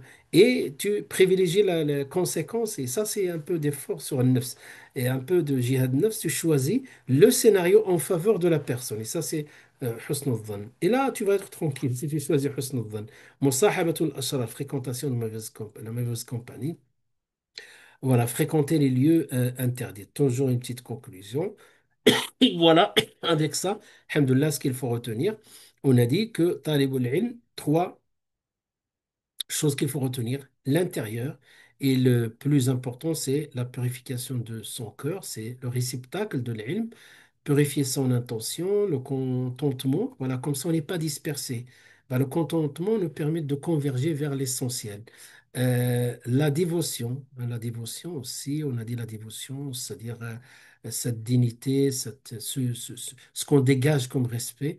La méditation, c'est la méditation, tafakkur, l'humilité, euh, voilà, humilité contre orgueil et arrogance, ça c'est répétition. Seront de la splendeur du savoir, les règles de politesse pour demander la permission, ce qu'on a vu un peu. Donc voilà un petit résumé. Donc ça c'est intérieur, ensuite extérieur. entamer la recherche le plus tôt possible. Hein. C'est pas forcément jeune âge. Hein. Dès que l'occasion se présente, on commence. Optimiser son temps, donc on verra ça, Inch'Allah. Ou directement, je vous enverrai, Inch'Allah, si vous voulez, Inch'Allah, l'enregistrement audio du livre sur le temps, s'ordonner du bon comportement, ce qu'on a dit tout à l'heure, le mot A, la dignité et respect, recherche la bonne compagnie, etc. S'ordonner de l'endurance et la certitude, délaisser l'opulence ou avoir des moments de relaxation. Ensuite, ce qu'il faut éviter, j'ai cité quelques points, voilà, mais sinon, voilà, donc les plus importants, de se perdre dans des rêveries, se faire connaître avant d'être qualifié, passer son temps dans les, voilà, dans les shubuhat et, voilà, et tout ce qui est contraire à l'éthique de l'étudiant. Voilà, ça c'est la partie qui concerne l'étudiant lui-même vis-à-vis de lui-même. Donc voilà, le, on va dire comment il doit s'armer en matière d'éthique, hein, Inch'Allah, intérieurement et extérieurement, donc ce qui concerne la personne. Maintenant, comportement, هما يقولوا أدب الطالب مع شيخه voilà, ou son professeur, on est que des, voilà, des personnes, أنا personnellement, voilà, je suis talib ilm, je ne suis pas autre que talib ilm, voilà, j'essaie d'apprendre avec vous, alhamdulillah. Donc, ahamiyatul ihtiram, donc le respect mutuel, bien sûr, parce que si nous, on est respectueux vers nos jeunes frères et sœurs, donc eux, en retour, ils vont nous respecter. Mais voilà, c'est pour cela le prophète sallallahu alayhi wa sallam a dit, Laysa minna, hein, Laysa minna n'est pas des nôtres, celui qui ne fait pas preuve de miséricorde envers nos jeunes et ne reconnaît pas, pardon, et ne reconnaît pas le droit de nos anciens. Donc, cette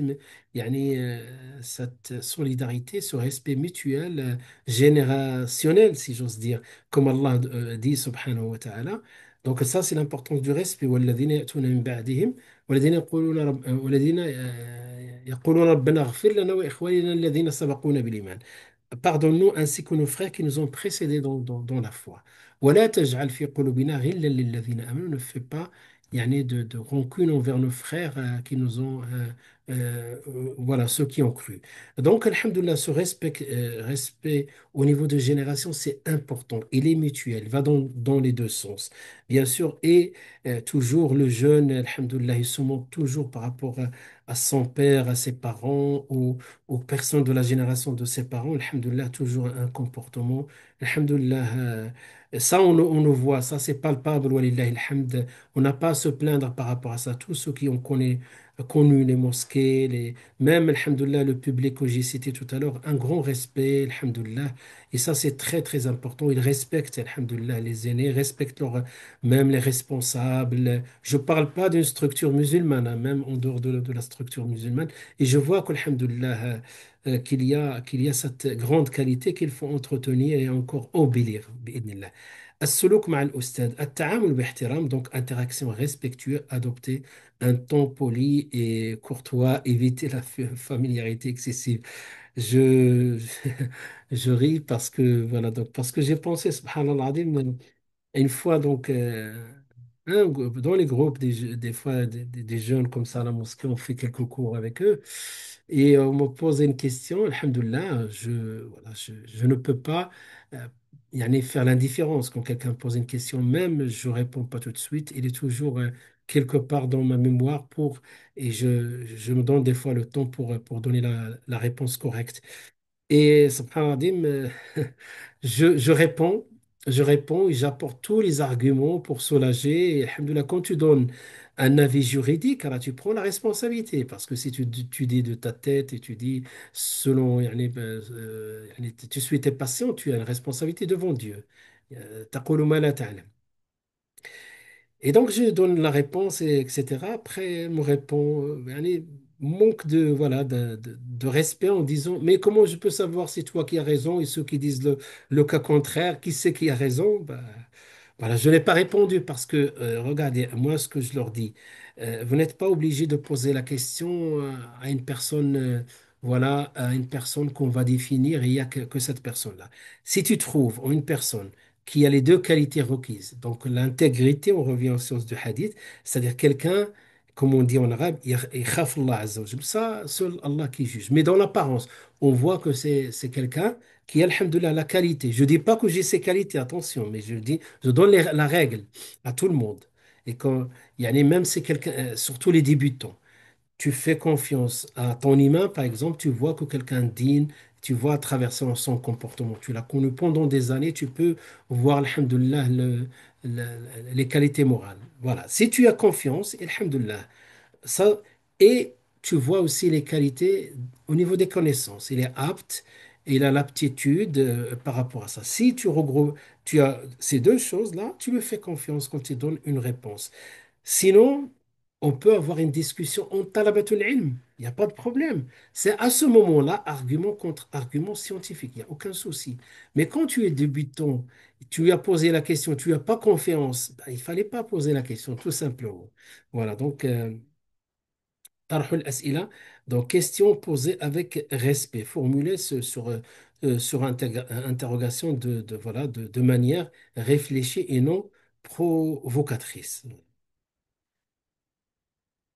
Donc, avec le professeur, avec les étudiants, poser des questions avec respect. Alhamdulillah, c'est ce qu'on voit. On voit au sein de l'Institut, alhamdulillah, on est très heureux d'être entouré par des gens comme vous, que ce soit en distanciel ou en présentiel. Masha'Allah, même, wallahi, même, subhanallah al-azim, quand on est avec des détenus, wallahi, je dis quand je sors, je dis كأن على رؤوسهم الطير. Vous voyez ce terme-là. Et quand on faisait un dars, comme si, alors, sur une tête, c'est-à-dire comme si les oiseaux sont posés sur leur tête, c'est-à-dire ils ne bougent pas tellement, ils sont dans le respect, dans la concentration. Alhamdulillah, il ne faut pas qu'on oublie les bienfaits d'Allah subhanahu wa ta'ala. On n'a pas à se plaindre par rapport à ça, mais hifdhul ilm pour protéger l'ilm et pour le transmettre à d'autres, Inch'Allah. Tajannubul jidal wal muqata'a. Donc il y en a aussi éviter les débats et les interruptions, comme voilà des fois dans les débats à la télé, etc. Et on voit, parce que quand on fait un débat, on cherche la vérité, on cherche le haqq. Il se peut que le haqq, comme disait Shafi'i, sorte de la bouche de mon contradictoire. Et s'il sort si je reconnais le haqq de son côté, je l'adopte. Donc c'est ça le vrai débat. Sinon, il y a les jidal aqim, donc ce qu'on appelle les débats stériles. Bah, quand on voit ces stériles, on évite. Al-afu anil akhta. Donc, pardonner l'indulgence parce que, alhamdoulilah, Allah nous a créés faibles, on fait des erreurs, on fait des fautes, mais on persévère pas, on persiste pas dans dans les erreurs, on essaie de se corriger, s'améliorer et on reconnaît nos défauts, on reconnaît aussi nos fautes. احترام الملكية الفكرية aussi, respect de la propriété intellectuelle, ne pas utiliser ou diffuser les cours sans autorisation et citer les noms de l'enseignant. Moi, de ma part, il n'y a pas de problème. Moi, ce que je vous donne, vous pouvez faire sadaqa, il n'y a aucun problème. Mais de manière générale, je parle pas, je dis ça pas par rapport à moi. Ça, c'est dans le livre de Cheikh, rahimahullah, de Cheikh Bakr ibn Abdillah, et c'est vrai, ça, c'est la norme. Après, si je veux faire quelque chose, je demande l'autorisation, et adab ou l'isti'dan, c'est quelque chose de fondamental chez nous, d'accord? Donc, moi, ça ne me dérange pas, alhamdoulilah, si on peut être utile pour des gens qu'on connaît de près ou là de loin, alhamdoulilah, c'est une opportunité pour nous, Inch'Allah, pour avoir plus, Inch'Allah, d'agrément de la part d'Allah. Donc aussi, donc parce qu'il a parlé de grand tas, comment préserver la dignité du professeur, les échanges, comment ils se font, etc. Et aussi l'énergie voilà, du professeur dépend voilà, de l'énergie des étudiants. Donc c'est vrai qu'il y a beaucoup qui n'aiment pas les cours à distance, des fois on n'a pas le choix. Il y en a qui disent, moi c'est à distance, je ne peux pas. Et c'est vrai par exemple, moi maintenant, je vois qu'un écran. Je vois qu'un écran devant moi, mais alhamdoulilah, j'imagine que vous êtes toutes et tous, alhamdoulilah, en train d'écouter, me suivre. Donc, alhamdoulilah, il y a une présence, il y a une spirituelle et une lumière Inch'Allah, qui traverse nos cœurs. Et alhamdoulilah, c'est une facilité aussi. Et donc, mais c'est pour cela, l'activité, alhamdoulilah, raisonnable dans le cours et les échanges, il donne de l'énergie. Et il y en a qui aiment, de cette manière-là. C'est pour cela que je vous dis, n'hésitez pas, alhamdoulilah, à poser vos questions. أهمية تركيز الطالب. Donc, l'importance de la concentration des étudiants. Hein. Donc, on a cité un verset de manière indirecte, parce qu'Allah, الذين يستمعون القول يستمعون القول, parce que le fait de, il y a السمع والاستماع. Il y a السمع والاستماع et الاستماع يعني الذين يصغون إلى القول, c'est-à-dire qu'ils écoutent avec attention, prêtent l'oreille donc à la parole, puis suivent ce qu'il contient de meilleur. Donc فيتبعون أحسنه. Euh, c'est très important aussi, c'est très important, surtout quand on est en présentiel et quand on voit entre-temps, donc alhamdoulilah, c'est rare, mais on rappelle ça dans les cours de l'éthique de l'étudiant et s'il faut rappeler de temps à autre, on n'hésite pas. Des fois, on a certains qui commencent à parler entre eux, rigoler, regarder leur téléphone. C'est un peu, yani même, mettez-vous à la place du professeur quand il est devant lui, des gens qui sont indifférents. Donc, voilà, un sentiment donc, qui se reflète sur la psychologie de l'enseignant. Donc, on fait très attention. Hamas ou Talib, de même, donc l'enthousiasme, donc le Hamas, l'effet de l'attitude de l'étudiant, le Hamas, voilà, donc Hamas Talib, عنصر أساسي في نجاح التعلم. Donc c'est un élément essentiel par rapport à la réussite. Donc il y a l'interaction, etc. Le cas contraire, c'est voilà, la paresse, l'indifférence, le désintérêt, etc. Ben, ça, subhanallah, ce sont des choses qui bloquent. À l'inverse, un étudiant motivé, engagé, stimule positivement son enseignant. Ça, c'est A plus B, hein, c'est quelque chose de rationnel, hein, lié, direct. تجنب الوضعيات الغير لائقة des fois dans les mosquées, donc je donne des exemples de partout. Bah, tu imagines, tu es en train de, voilà, c'est quelque chose qui sort des tripes, subhanallah, un sujet important yani, pendant le prêche du vendredi. Et Allah, il nous a ordonné d'écouter ce moment-là, le rappel. فاستمعوا له أنصتوا لعلكم تفلحون. Et tu vois quelqu'un, jeune, alhamdoulilah, tout va bien. S'il est à l'extérieur, tu vois, alhamdoulilah, il est dynamique, il est actif. Il vient contre le mur, il te regarde et voilà. Et toi, le temps de ton prêt, ça fait comme yani, quelque chose qui va le bercer pour dormir. Il fait comme ça, comme ça, comme ça. À un moment donné, il commence à dormir. C'est sincèrement, on le dit, parmi les choses, subhanallah, que pour moi très désagréable. D'abord, pas le respect de l'imam avant tout, le respect du prêche, de la mosquée. Et quand on vient à la mosquée, on ne vient pas pour dormir parce que, comme je dis à certains, tu t'es mis dans toutes les conditions pour dormir. Première chose que tu vas perdre, c'est tes ablutions. Si tu dors, tu perds tes ablutions. Hein, une fois que tu avais une subha dans ta main, elle tombe, ça fait. Il faut que tu refasses tes ablutions. Donc, c'est désagréable. Donc là, il y a l'imam, avec tout ce qu'il a apporté, Mskin, toute la semaine, il essaie de trouver le sujet adéquat, ou là peut-être d'aller dans une silsila, dans une série de cours. Il veut lier le premier point de la semaine dernière avec le point, l'autre, pour te donner un ensemble d'informations. Et toi, le seul moyen que tu trouves, ces paroles te font dormir et te bercent, hein, donc comme un enfant, on le berce jusqu'à ce qu'il arrive à dormir. Voilà, éviter les postures inappropriées. Ça, c'est une parmi d'autres voilà, dans les mosquées et dans le présentiel aussi, dans le présentiel. Attention à l'utilisation des objets connectés. احذر من استعمال الأجهزة الذكية. Donc là, pendant les cours, mais c'est pas dans l'absolu, parce que la plupart des étudiants en présentiel, hein, donc ils ont leur ordinateur. Ils prennent des notes, ils font des résumés en direct, ils font des schémas, etc. On ne parle pas de ça, on parle de celui qui joue avec son téléphone ou qui répond. Tadwin, voilà, c'est ce qui nous fait la transition voilà, donc Tadwin, c'est-à-dire la prise des notes pour la révision, de faire ton propre schéma. Des fois, vous voyez, donc les schémas que je fais à la fin de chaque cours, c'est comme si pour moi, moi-même, je vais réviser mon cours. Ben, à la fin, donc je lis tout, j'essaie de comprendre, et à la fin, pour retenir, je regarde ces schémas-là. Et vous devez faire vos propres schémas, hein. Donc, vous devez faire vos propres chemins, ne pas se contenter de ce qu'il vous donne l'enseignant. فوائد المراجعة المنظمة. Et parce qu'il y a des outils hein, que peut-être vous maîtrisez mieux que moi, Inch'Allah, n'hésitez pas à faire des échanges dans le groupe. فوائد المراجعة المنتظمة. Voilà, donc voilà, tout à l'heure vous m'avez parlé de la révision.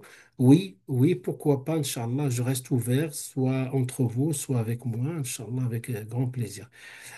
Parce que la révision, donc on peut s'inspirer du hadith du prophète sallallahu alayhi wa sallam, Ta'ahadu al-Qur'an, soyez assidus à ce Coran, car par celui qui détient l'âme de Muhammad sallallahu alayhi wa sallam, qui détient l'âme de Muhammad sallallahu alayhi wa sallam en sa main, il s'échappe encore plus vite que le chameau, etc. Jusqu'à la fin du hadith. Donc vous voyez, oui, c'est l'ilm, mais il s'échappe. Comme nous disait yani, un de nos shuyukh, hein, quand on a fini un cursus, qu'est-ce qu'il nous dit? Il nous dit attention. Restez en contact avec l'ilm, continuez à apprendre. Il y a plusieurs possibilités pour continuer, alhamdulillah. Il y a, en tout cas, il y a des opportunités, Inch'Allah, on parlera de ça dans le futur. Et restez en contact parce qu'il se peut. Et il nous disait comme ça, et c'est vrai, c'est la réalité. Quelqu'un qui a fait 3 années dans un cursus, alhamdulillah, satisfaisant comme celui-là ou de Château-Chinon, donc un cursus, après 3 ans, donc il délaisse sa fille, il revient voilà, à autre chose, il abandonne un peu les études, il abandonne un peu les halaqat, etc. Ben, comme ça, il nous a dit, je me rappelle très bien, il devient ami. Vous savez ce que c'est l'ami? Celui qui ne connaît rien. Il devient presque un ami.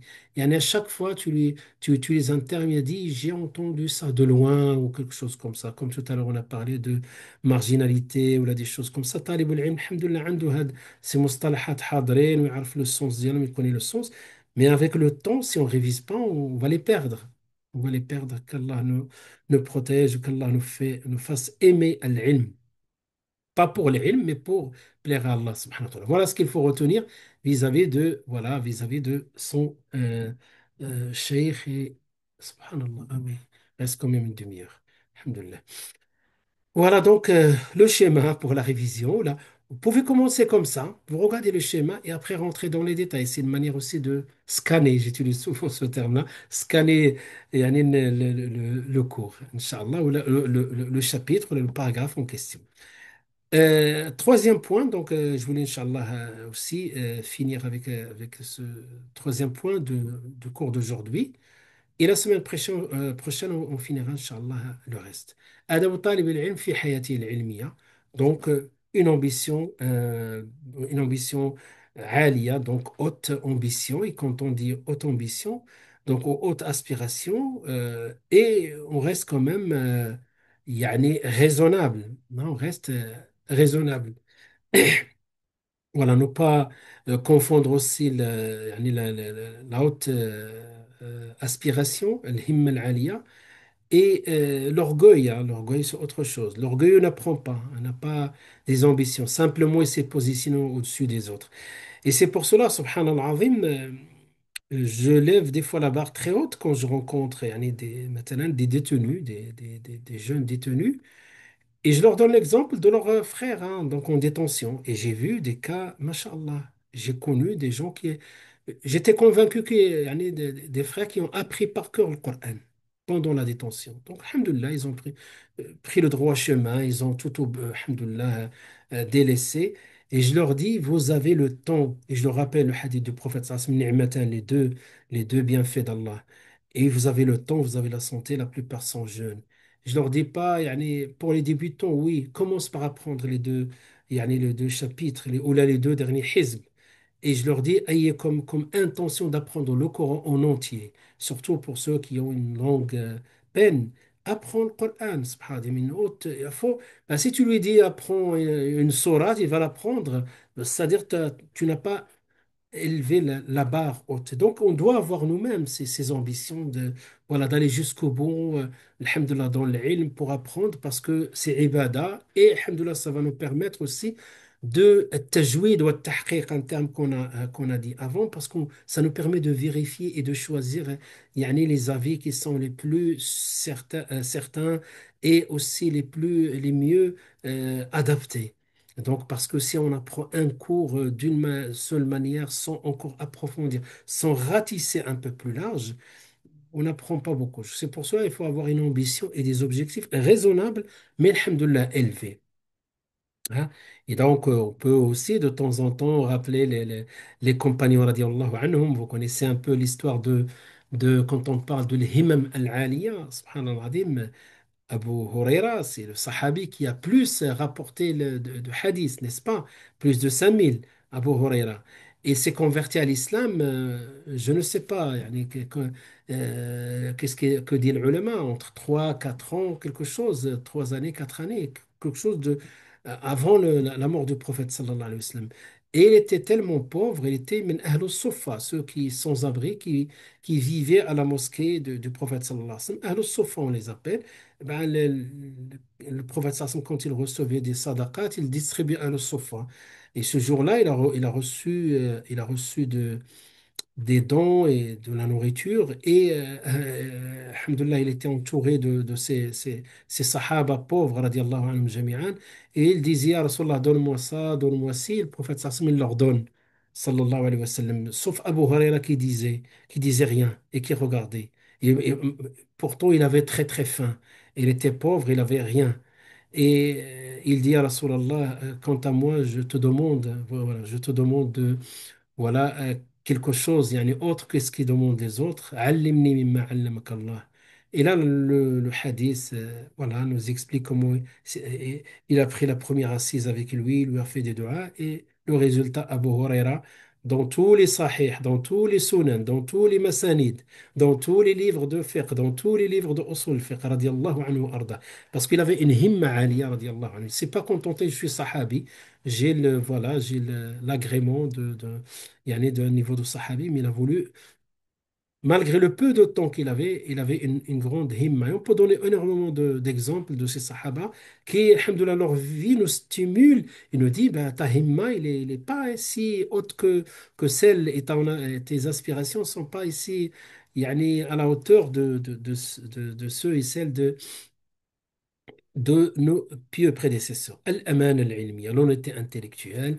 Voilà, l'étudiant doit être intègre dans sa recherche, dans sa transformation, sa pratique du savoir. L'absence d'intégrité nuit à la science et la communauté. Donc, il ne ment pas. Voilà, il fait ce qu'on appelle le azou. Le azou, j'ai cité tout à l'heure, on dit ça, c'est ya'zou quelque chose, il l'attribue à son auteur initial.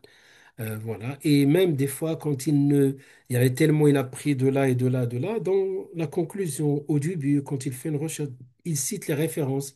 Et voilà.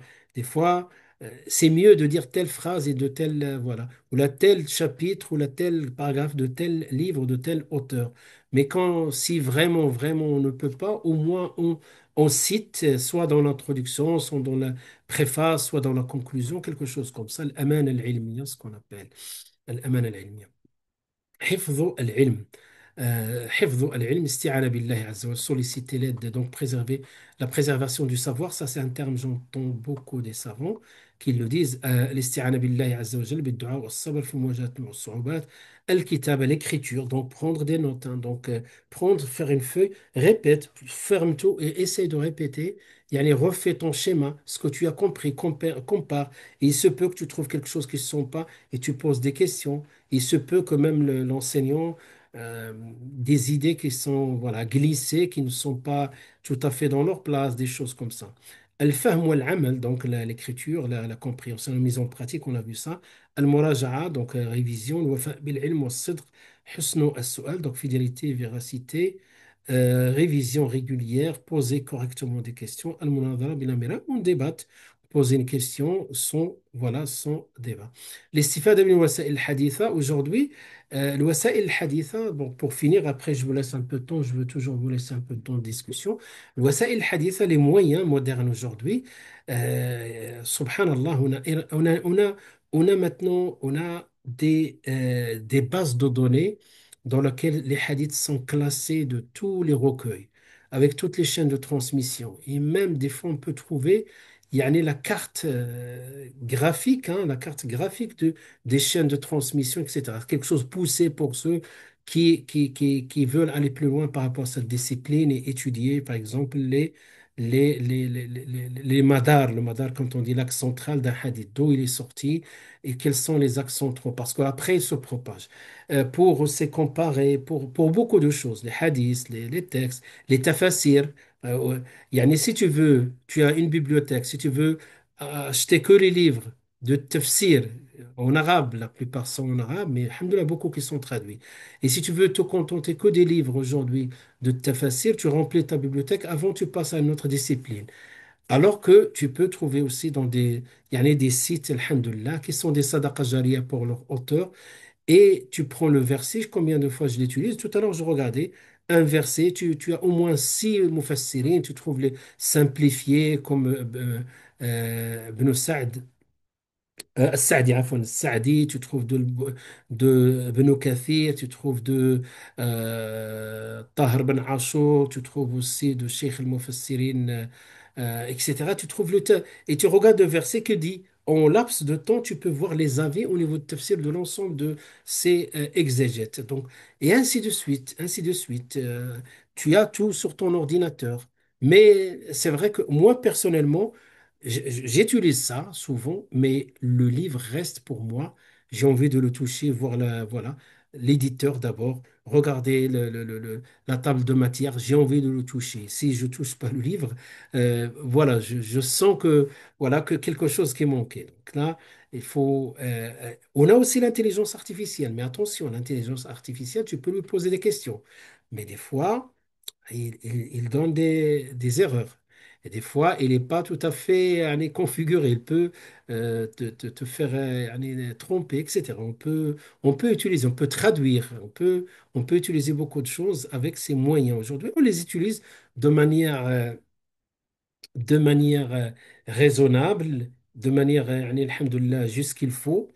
Mais il ne faut pas se contenter à 100% par rapport à ces moyens. Là, Bouddha, yani que ce soit l'enseignant ou l'expertise humaine, elle est irremplaçable. Wallahu alam. Voilà, donc avec ça, on a arrivé à voilà, au dernier chapitre non pas dernier chapitre pour aujourd'hui, ce que j'ai programmé pour aujourd'hui, Adwatal fi hayati al-ilmiya. Donc, vis-à-vis de lui-même, vis-à-vis de son cheikh, son professeur, et dans sa vie de l'étudiant. Après, Inch'Allah, la semaine prochaine, on va voir al-amalu bil-ilm, afwan, al-amalu, la mise en pratique du savoir, qui est un signe, hein, alhamdoulilah, de l'agrément d'Allah, et al-awa'iq. Donc, deux chapitres qui restent, on le fera la semaine prochaine, et comme ça, on a fini ce chapitre. Voilà, Inch'Allah, je m'arrête à ce niveau-là pour aujourd'hui. Salam alaikum. Fouane, D'accord, il n'y a pas de problème, Inch'Allah. Il n'y a pas de problème, Inch'Allah, il est parti.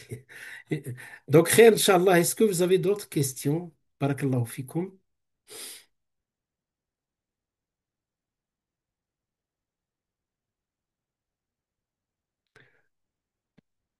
Ça va, c'est clair? Qu'est-ce qu'on a dit? Il faut un peu d'interaction, hein. Je suspends Voilà, après les questions. On va faire la conclusion, Inch'Allah. Et la semaine prochaine, Inch'Allah, on finira ce cours-là. Il nous reste, on parle je vous ai dit à la fin, pas les obstacles, pardon.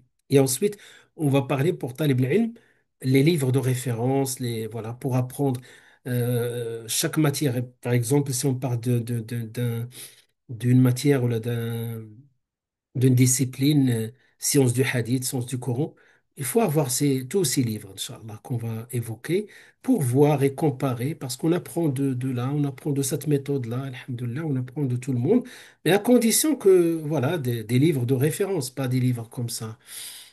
وصلى الله وسلم وبارك على سيدنا محمد وعلى اله وصحبه اجمعين سبحانك اللهم وبحمدك نشهد ان لا اله الا انت نستغفرك ونتوب اليك سبحان ربك رب العزه عما يصفون وسلام على المرسلين والحمد لله رب العالمين. Voilà, donc je mettrai les slides et le cours directement inchallah dans la plateforme d'ici peu alhamdulillah inchallah il sera disponible. Salam alaikum wa rahmatullahi wa barakatuh.